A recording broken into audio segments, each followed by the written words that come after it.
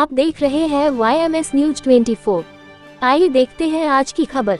बस्तर छत्तीसगढ़ से Rajesh Mehra district bureau chief के साथ कांग्रेस सांसद राहुल गांधी की लोकसभा की सदस्यता खत्म करने के विरोध में क्षेत्रीय कांग्रेस कार्यकर्ताओं द्वारा अनुविभाग मुख्यालय बकावंड के ग्राम पंचायत करपावंड में विरोध प्रदर्शन किया गया। ये प्रदर्शन अखिल भारतीय कांग्रेस कमेटी व प्रदेश कांग्रेस कमेटी के निर्देश पर किया गया। केंद्र की मोदी सरकार के तानाशाही रवैये के खिलाफ कांग्रेसियों ने पत्रकार वार्ता के माध्यम से लोगों को अवगत कराना चाहा। इस अवसर पर जानकी राम सेठिया का कहना है, केंद्र की मोदी सरकार विपक्ष की आवाज को शांत करना चाहती है।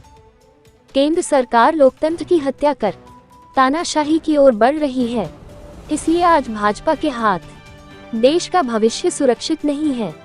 उन्होंने कहा कि राहुल गांधी की सदस्यता खारिज कर भाजपा ने अपना असली चेहरा दिखा दिया है। वहीं फतेहसिंह परिहार ने कहा कि भाजपा विपक्षी एकता से घबरा गई है और अदानी मामले की संयुक्त संसदीय समिति से जांच कराने की मांग से भाग रही है। भाजपा संरक्षित इस कार्रवाई का जवाब आगामी चुनावों में जनता देगी। कार्यक्रम में करपावन प्रभारी जानकी राम सेठिया, ब्लॉक अध्यक्ष उत्तम नायक, मधु निषाद, महामंत्री अर्जुन पांडे, महामंत्री घनश्याम नाथ, शिवराम बिसाई, उपाध्यक्ष हेमंत देवांगन, जनपद पंचायत बकावंड अध्यक्ष सुखदेव बघेल, उपाध्यक्ष रामानुजाचार्य, विधायक प्रतिनिधि जानकी राम, सदस्य राजेंद्र गुप्ता, योगेंद्र मौर्य, बुधराम बघेल, सामो राम कश्यप, सरपंच करपावंड मंचित देवांगन, सदस्य बद्रीनाथ जोशी सहित अन्य कार्यकर्ता उपस्थित थे। में पहली बार सत्तारूढ़ पार्टी भाजपा सांसद संसद को बाधित कर रही थी, इसे काम करनी नहीं दे रही थी। यह अडानी बचाने के लिए एक ध्यान भटकाने की साजिश है, जबकि संयुक्त विपक्ष इस पर जेपीसी चाहता है। राहुल गांधी दूसरा सवाल पूछना वो तो आपको प्रेस वार्ता में मैं तो अभी बता चुका हूँ। उनको इसलिए हरासमेंट कर रहे हैं, मैं आपको बार बार बता रहा हूँ कि वो लोग उनको दुश्मन नहीं समझते। कांग्रेस पार्टी के हिसाब से वो लोग मुखिया बने, चार बार का सांसद रहे, पहले अध्यक्ष भी रहे, तो उनको हरासमेंट करने के लिए वो सांसद में ना आ पाए, इसलिए जल्दी से जल्दी वो घर भी खाली करा दिया जाए ताकि ये भटके। लेकिन ऐसा नहीं है। देश में 20,000 लोग अपना घर उनको दान में दे रहे हैं, 20,000 लोग दे रहे हैं।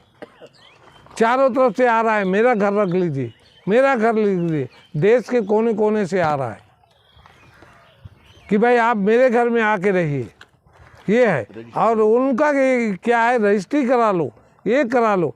और भाजपा का क्या है कि इनको सड़क में लाने का सोच रही है। देश है हमारा। पूछो। कांग्रेस पार्टी से भी डरी हुई है। दूसरी बात, राहुल गांधी से, राहुल गांधी सच बोल रहे हैं, सच को झुठलाने के लिए वो डरी हुई है। उनको पच नहीं रहा है, मतलब सच्चाई पच नहीं रहा है, अपच हो गया है उनको। और डानी का रिश्ता क्या है? और सिर्फ हिंदू मुस्लिम सिख ईसाई में आपस में लड़ा के देश को भ्रष्टाचार करके वो देश को उत्पाद मचाना चाहते हैं, और कुछ नहीं।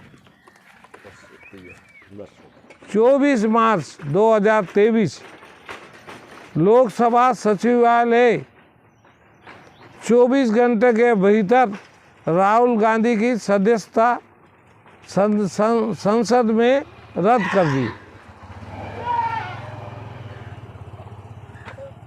रद्द कर दी।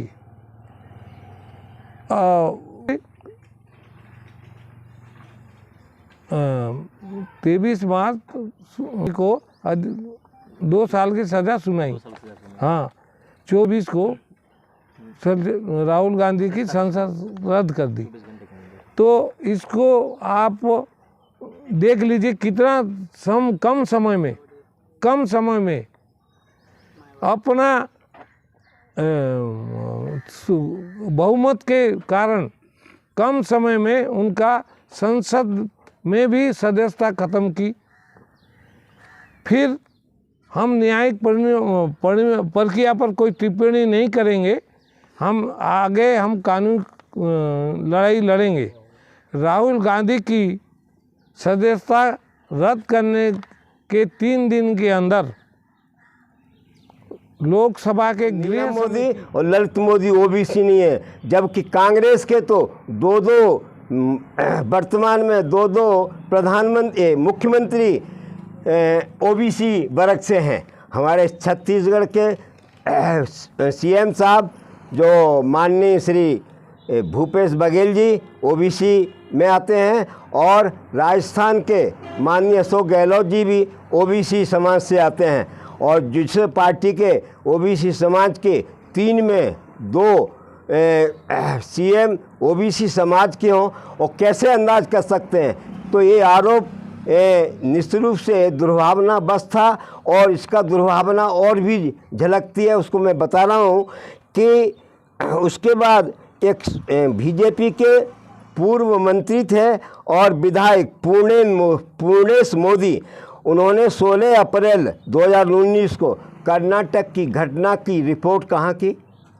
हमारी कोई घटना होती है तो जहाँ घटना होती है वहीं रिपोर्ट की जाती है। अभी करपांड की घटना को बकाउन थाने में नहीं करते, तो लेकिन यहाँ ऐसा ही हुआ, और तो उसकी रिपोर्ट वहाँ सूरत कोर्ट में किया। और 7 मार्च 2022, 16 अप्रैल 2019 को रिपोर्ट किया मानहानि के दावा का, और 7 मार्च 2022 लगभग 3 साल होने के बाद 3 साल तक उस शिकायतकर्ता ने, कौन शिकायत करता, पूर्णेश मोदी ने, उन्होंने हाई कोर्ट में एक आवेदन दिया कि जो मैंने मानहानि का मुकदमा दायर किया है उस पर रोक लगाई जाए। क्यों? जानते हैं मानहानि के दावे में कुछ नहीं होता है, बार बार पेशी जाना पड़ता है, परेशानी होता है, और आज तक मानहानि के दावे में किसी को कोई बहुत बड़ी सजा या बहुत बड़ा वो ऐसा नहीं हुआ है। तो वो दिया, और जब फिर घटनाक्रम बदलता है, जब 7 फरवरी को, और हाई कोर्ट ने रोक भी लगा दी, उस मुकदमे पे हाई कोर्ट ने रोक भी लगा दी। लेकिन जब 7 फरवरी 2023 में जब राहुल गांधी जी ने लोकसभा में अडानी और सीएम मोदी के रिश्तों की बात उठाई, तो मोदी जी तिलमिला उठे, और उसी हिसाब से भाषण का काट दिया गया। और 7 फरवरी को राहुल गांधी जी ने लोकसभा में भाषण दिया, और एक हफ्ते के बाद न्यायालय में जो पहले स्टे ऑर्डर लिया था, उस स्टे ऑर्डर को समाप्त करने के लिए, वापस लेने के लिए दोबारा आवेदन किया, और हाई कोर्ट ने उसको भी मान लिया। और उसके एक हफ्ते के बाद 27 फरवरी को निचली अदालत में फिर सुनवाई शुरू हो गई, और 23 मार्च को उसी ट्रायल कोर्ट ने राहुल गांधी जी को अधिकतम 2 साल की सज़ा, ये मानहानि के दावे में सज़ा अधिक से अधिक 2 साल की होती है। 2 साल से अधिक तो न्यायालय की क्षमता भी नहीं है, न्यायाधीश भी नहीं दे सकते।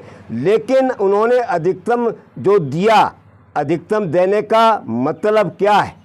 जब बहुत गंभीर मामला होता है तब न्यायाधीश किसी कोर्ट की किसी भी उसका अपराध का अधिक से अधिक उसको दोषी को सज़ा देते हैं।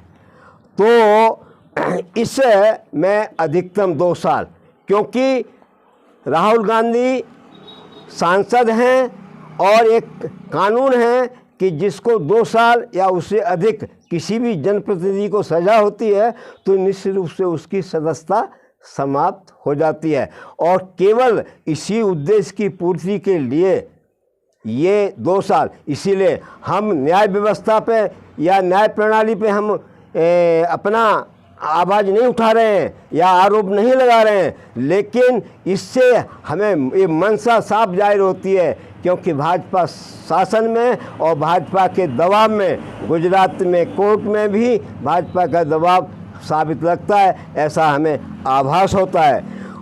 23 मार्च को ट्रायल कोर्ट ने दोषी ठहराया, 2 साल की सज़ा सुनाई और 24 मार्च को सचिवालय ने माननीय राहुल गांधी जी की सदस्यता समाप्त कर दी 24 घंटे के अंदर। इसके अलावा ऐसी इन्होंने बिजली की गति से इसकी समाप्त किया और कुछ ही दिनों में उनका मकान खाली का जो गृह समिति है मकान खाली करने का भी नोटिस दे दिया। 7 फरवरी से लेके 24 मार्च तक ये 44 दिन का घटनाक्रम एक ऐसा है कि इस घटनाक्रम का क्या 44 दिन में ये सब काम होते हैं। अन्य प्रक्रिया में, अन्य न्याय प्रणाली में मेरा अन्य मैं बताऊंगा ये इसके बाद कि अभी तक एक प्रकरण है एक जगह में मेरा 1 साल से अधिक होगा, अभी तक पेश ही नहीं हुआ अपील में, और यहाँ 44 दिन में दोबारा हो गया, इसके बाद ये हो गया और इसके बाद, क्योंकि यहाँ साफ जाहिर होता है कि भाजपा के शासन में सोची समझी हुई नीति है। और इसमें इन्होंने भाजपा के जेपी नड्डा और जितने भी हैं ये सब आरोप लगा रहे हैं सब जगह कि ये ओबीसी का है। आप अंदाज लगाइए कि जो आदमी 4000 किलोमीटर की पदयात्रा करता हो केवल भारत को समझने के लिए, भारत को जोड़ने के लिए, और जो जातियों में जो भाजपा ने जो उन्माद फैलाया है, जो दूरियां की हैं, उस दूरियों को कम करने के लिए ऐसे व्यक्ति से, ऐसे राहुल गांधी जी से कोई अपेक्षा कर सकता है कि ओबीसी किसी समुदाय के खिलाफ बोलेंगे? समुदाय के खिलाफ नहीं है। ये जो देश का धन लूट के बाहर चले गए हैं जो मोदी, उनके खिलाफ बात थी, लेकिन इन्होंने भाजपा के पूरे मंत्रिमंडल ने इसको समाज विरोधी बना दिया। लेकिन यहाँ का पढ़ा लिखा व्यक्ति भी जानता है और